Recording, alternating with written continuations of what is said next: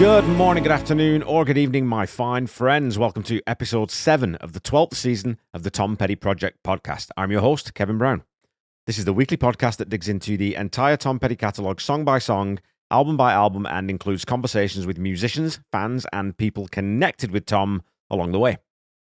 Before we start this week, I wanted to send lots of love and my most sincere condolences to my friend and former guest on the podcast, Mary Beth Donnelly, who lost her mom this past weekend. So I'd like to dedicate this episode to Margaret Cookie Donnelly, and I hope that's okay, Mary Beth. Your mum sounds like she was a wonderful person, and I loved this part of her beautifully penned obituary.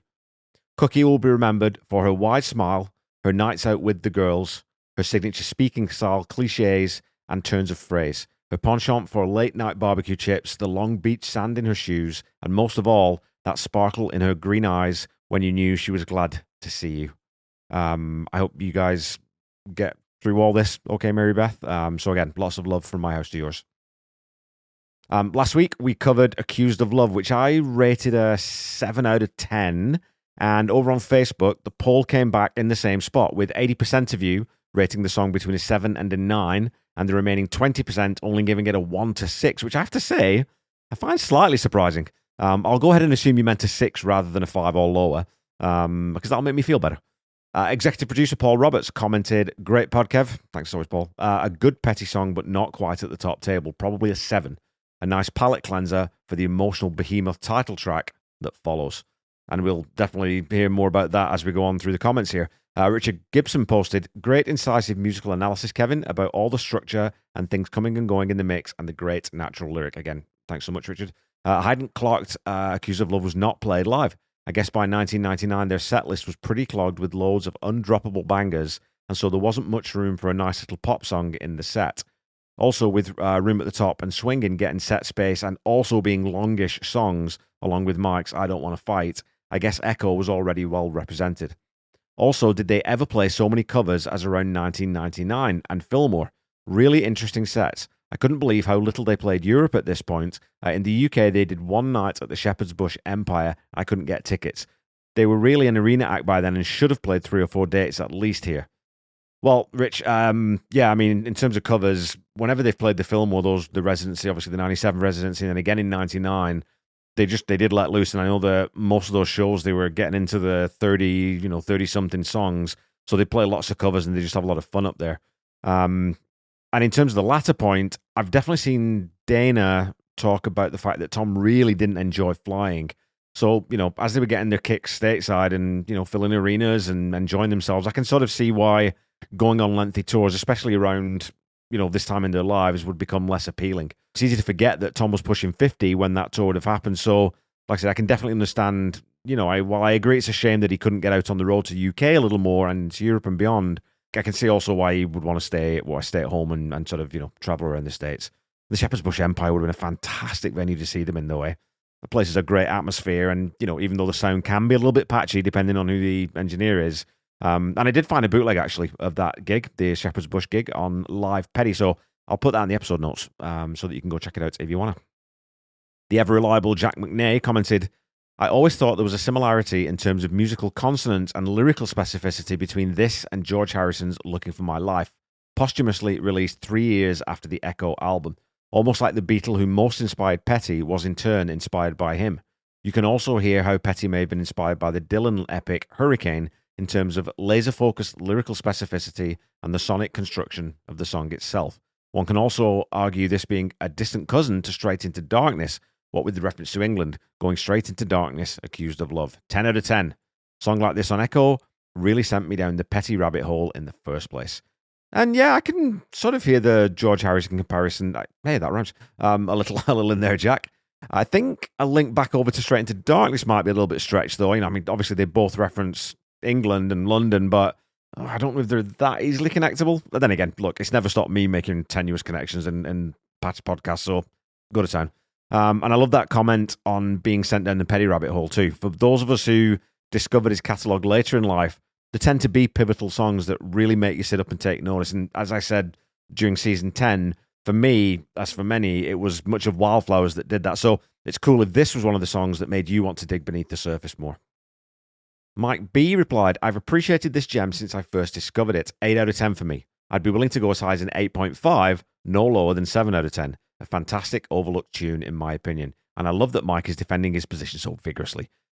My mind definitely changes on songs as I go along this journey, and I'll definitely have to revisit a few on a later episode. Maybe episode 300 would be a good candidate for me to sit down with John Paulson and go back over some things where I think I've maybe rated too highly or too low, and we'll see how I come out. On Blue Sky, my good pal Steve Ursel observed, this track offers a nice change of vibe from the melancholy and even bitter edge of some of the songs so far. It's a sweet, catchy, and well-crafted pop song, and the neat little angle of being accused elevates it to more than it might otherwise have been.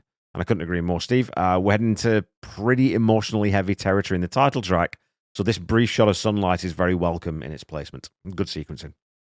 To finish up over on Instagram, I think a relatively new listener at mar.west commented, another fantastic episode, thank you very much. This song is perfectly sequenced in the album, preceded by some heavy hitters on side A. It's a moment of levity to start side B, and before the emotional and cinematic title track. Looking forward to this next episode, one of Petty's best songs. Well, look, Mar, I'm very glad to have you on board, and I hope to hear from you again over the coming weeks, and I do hope that you enjoyed this episode. And speaking of that, that's our social media wrap for this week, so let's take a step into the solemn and cover the title track from Tom's 12th album, the heartfelt Echo.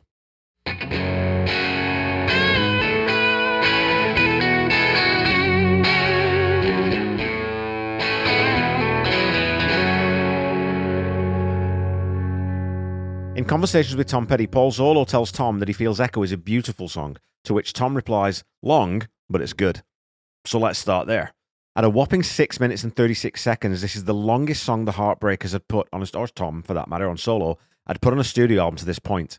And they would beat this running length only twice in the remainder of the catalogue, once on Mojo and once on Hypnotic Eye. But it's immediately striking that this song comes in at double the length of the song that came before it on the album, last week's Accused of Love. Even when writing album tracks, Tom tended to keep things shorter, and this song was played only once live during the 1999 mini residency at the Fillmore. There is bootleg audio of that performance, and I'll leave a link to that in the episode notes for you so you can check it out if you like. And the other interesting thing to note about Echo, which will appeal to my season wrap co-host John Paulson's stat brain, is that Echo is, maybe surprisingly, the third most streamed song on the album behind Swingin' and Room at the Top. So given the fact that this isn't one of the 5 singles released from the album, that's possibly an indication that I think there's a resonance in this song that has given it a staying power that some of the other songs maybe haven't enjoyed quite as much. The song begins with Ben Montench's minimalist piano line over the top of, I'm pretty sure it's 2 acoustic guitars, playing basically the same pattern but with slightly different tones, one slightly deeper and the other one's a little brighter. And there's a terrific spatial effect that it's then created by dropping out either one or lowering the volume level of either one at unexpected times in order to give the feel that there's panning bouncing from left to right, which, like I said, I don't think is actually the case. And I would venture a guess that this effect is a deliberate way of underscoring the central metaphor of the song and the album, the echo.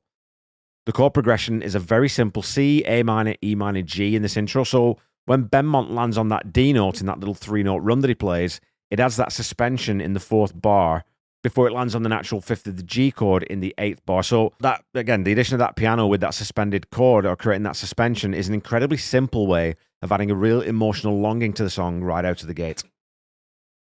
Sitting underneath the guitars and piano is the very gently played bass line, which steps down the progression before sliding back up to the G. It's a very fluid, drawling bass part, especially through the verses, which again adds weight to the whole piece without being intrusive or hugely prominent, even though this is a fantastic bass line in this. One of my favorite bass parts, I don't know, maybe how we ever played on a record. It was fantastic. When Tom's vocal comes in the first verse, it's recorded pretty much bone dry.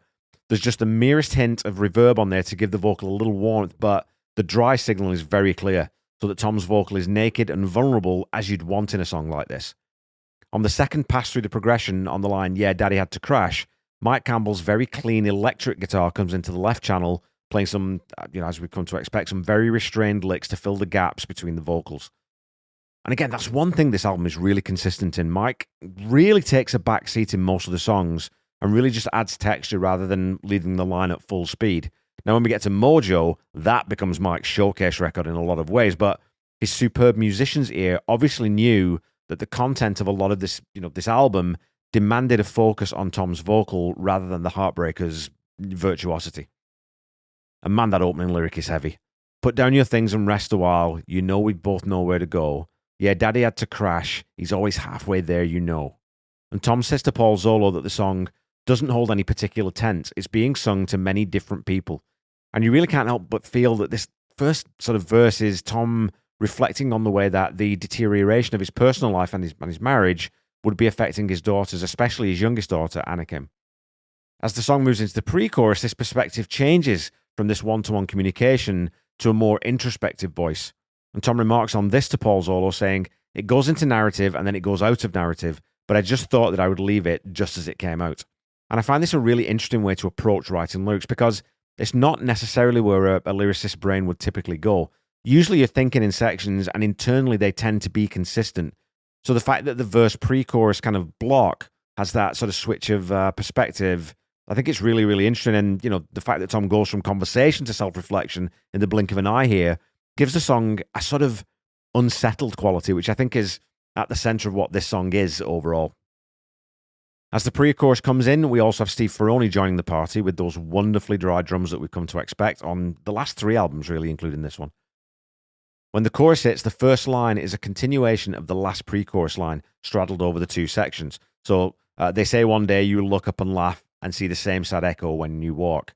We also now get that seesaw 4-note guitar lick, that, the main sort of refrain in the song, in the left channel from Mike Campbell, that sits across the step-down chord progression where the root goes down from C to B to A to G to F, with all sorts of movement being added by the bass guitar, which is now playing 8th notes instead of quarter notes.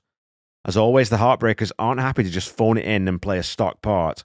They're really throwing in very nice, interesting movements again, without ever taking the spotlight away from Tom's voice. Again, we do have that sort of melodic refrain with Mike playing that little 4-note phrase, but again, it's Tom's voice that's really the highlight of this song. To punch home this chorus, Tom sings, it's the same as the same sad echo around here. We have an extra 2 bars, making the chorus 10 bars instead of 8, that provides the deceleration back into the verse section. Benmont's piano landing on that D note comes back in for 4 bars before Tom starts the second verse, with the drums now remaining in the mix. In this second verse, Mike's guitar is mixed now into the middle and has a very slight bit of distortion added to just give it a little more muscle. Benmont also adds an organ part mixed quite subtly and quite low into the right channel, so we're building a wonderful arrangement piece by piece again, without there ever being any big brash switches of direction or big declarations of, oh, no, there's a drum part, oh, no, there's a guitar part. It's all just built very, very gradually. Again, the lyrics switch perspective, and we go back to a conversational focus with, I promise you this winter I will worship you like gold and ride your train forever, electric fortunes to be told. Wonderful abstract imagery in those last 2 lines, and one could, I think, safely infer that this was written to Dana. And Dana herself seems to support this notion in a comment she'd made on the Tom Petty Nation on a post by my pal and, again, former guest Nick Apostolaris, that the song Echo, in brackets, most of that album actually, for example, is about relationships that have ended or are struggling and new positive ones. She goes on to say, that song seriously confuses people, but this is a love song, or at least it started that way. He said he wrote it for me, but he always said that. So this ambiguity of meaning, while we can still infer something from it, is a feature of Tom's writing that we talk about all the time, and is one of the main things I love about his lyrics, and I've said this time and time again. Oh, and after the line, and ride your train forever, listen out for Mike Campbell doubling the bass run back up to the minor chord, and he ends with a little extra flourish with that pull-off. I just love all these little details that these incredible musicians used to add to the brilliant bones of these songs and really kind of give them extra life. The next chorus, here's Howie Epstein at a harmony vocal, and that line, it's the same sad echo when you lie. Well, that could almost be about Howie lying to himself about the desperation of his addiction. Could be to his ex-wife, Jane, about the breakdown of their marriage. It could be self-reflection again, and he's saying he's lying to himself. It's such a broad, powerful line. And in each chorus, Tom changes up the first 2 lines just a little before punching things home with the line, it's the same as the same sad echo around here. Also listen to the way he pushes out that word lie. It's not angry, it's just really sad and very tired sounding. Like someone who's been lied to repeatedly or has repeatedly lied to themselves. It's just bone weary with it all. It's the same sad echo when you try to be clear. Now we add another element to the echo metaphor with the juxtaposition of lying and being clear. Tom keeps ratcheting up the lyrical tension by slowly adding in these different ideas and points of view and switches and adding all this into the melting pot of this general confusion and uncertainty. We drop back into that 4-bar turnaround again with Benmont playing that 3-note descending arpeggio, and Mike now adds in a small solo in a very reedy, distorted tone. It's quite a jarring addition that keeps us on our toes, and when I say jarring, I don't mean that in a negative way. More that it doesn't really relieve any tension, it adds another layer to the already somber tone that those suspended piano notes create.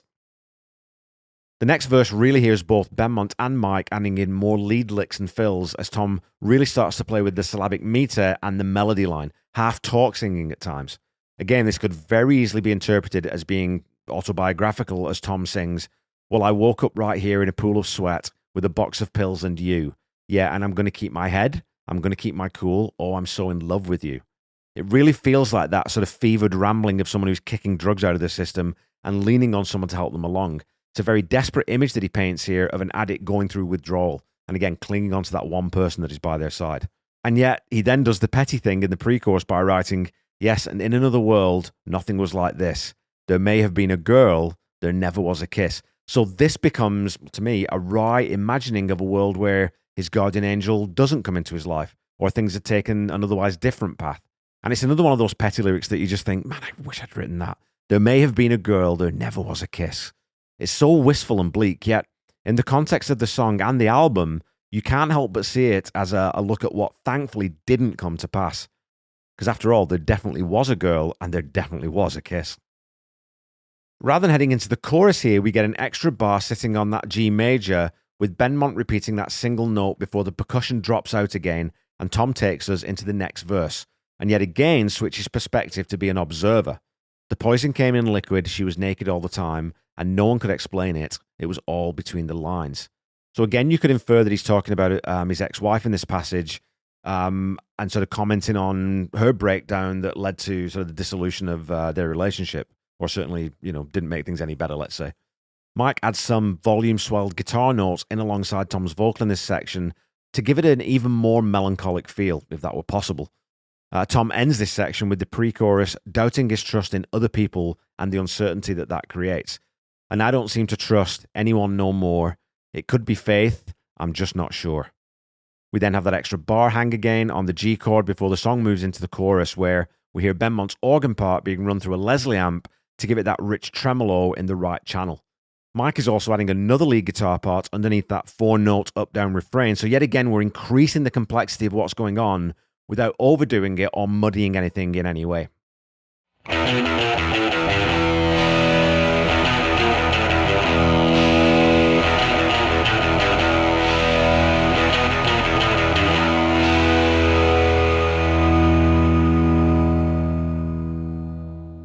All right, folks, it's time for some petty trivia. Your question from last week was this.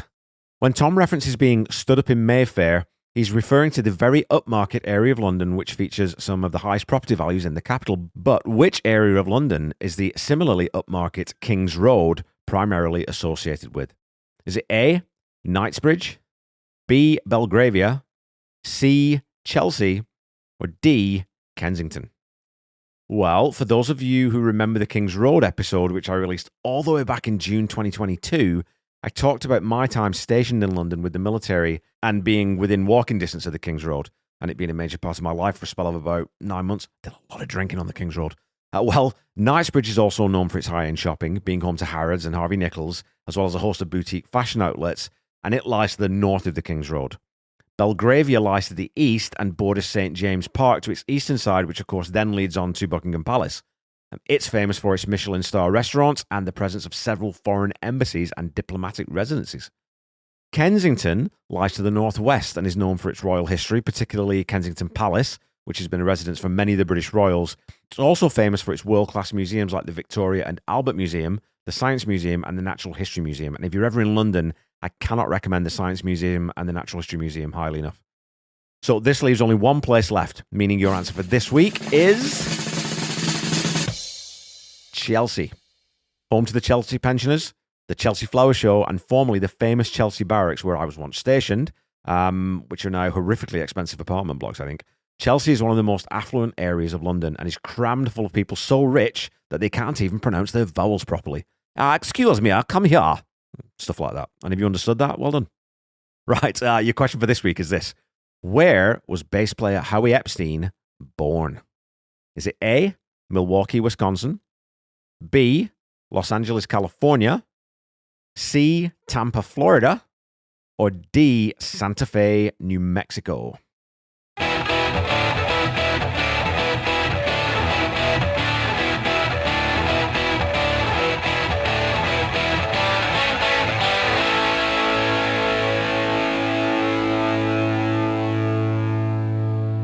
Okay, back to the song.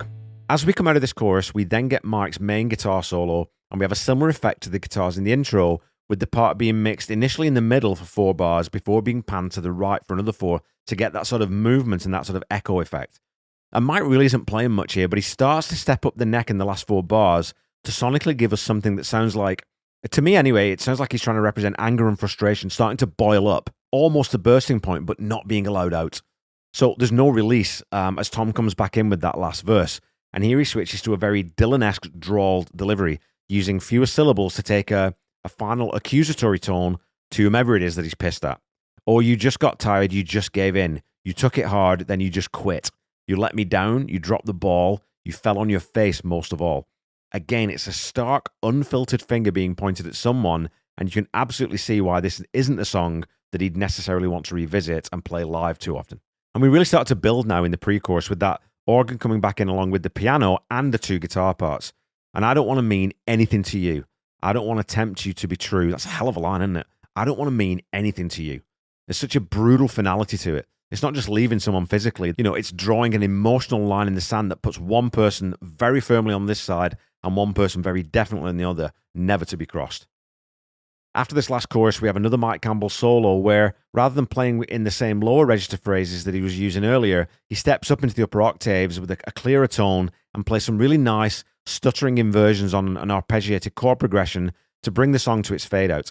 And I've talked before about when I do and don't like a fade-out, and more or less it's when you suspect a fade-out is being used because the artist can't figure out a way to end the song, that's usually not as satisfying. But when it's used as part of the arrangement for a specific intent, then I think it can actually add to a song. And I think that this is one of those songs that it should have been ended with a fade out. It's the same sad echo. And an echo decays away into nothing eventually, as do most bad elements in relationships. The hurt eventually fades, even as it echoes back to us. The echoes just lessen over time until they're barely perceptible and eventually gone altogether. The more I've listened to this album, the more echoes started to become my favourite track from it. As the title track, it is the emotional centre of the record and one of the most raw, unfiltered autobiographical pieces that I think Tom ever gave us.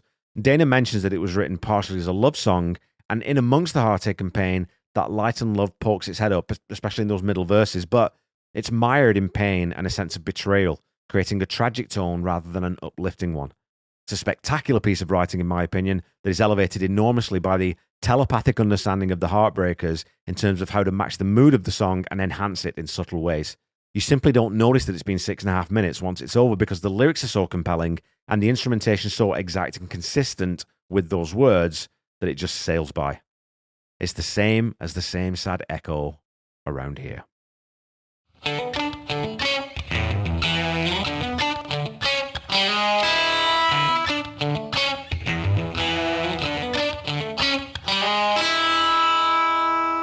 Okay, Petty Heads, that's it for this week.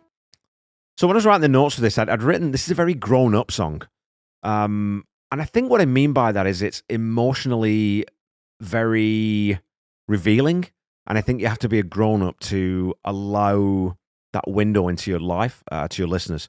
And so as we discussed on Wildflowers, it's a song that maybe wouldn't resonate as much with a person in, say, their teens or early 20s as it would with someone who was really lived and lost. You need that weight of experience to truly feel the bone-weariness that Tom projects at times in this song, and also the hesitant accusation he ends with. It's a collage of emotions and narrative dissonance that perfectly fleshes out what a broken relationship feels like, even when a new healthy one is coming into focus. Echo is a very, very easy 10 out of 10 for me.